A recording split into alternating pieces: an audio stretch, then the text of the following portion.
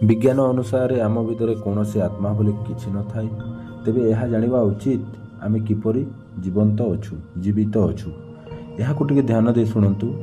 जहा कहवाकू जाउची जानिछ तुमे काहेकि जीवित अछ, किए तुमको जीवित रखिछि।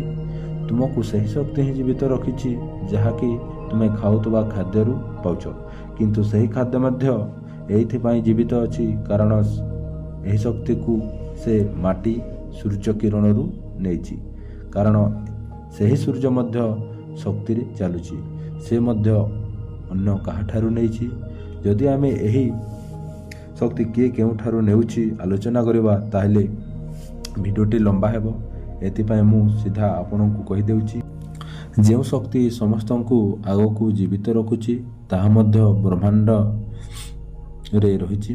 ब्रह्मांड को मध्य सही शक्ति कोनोसी बिग बैंग किमा गोटे धमाकारे आसीछि जेउथिपाई एही ब्रह्मांडटी तैयारी हैला।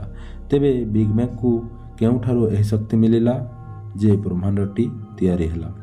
एहा आम चिंतन ठारू दूर रे जेउठारे एही शक्तिर आरंभ हेउछि किंबा ताकू मध्य चलिबा पाई अन्य कोनोसी ठारू शक्ति नेबाकू पडुछि एहा विषय रे आम पाखरे कोनोसी सूचना नाही। एही आरंभ को आमे ईश्वर कहूछे।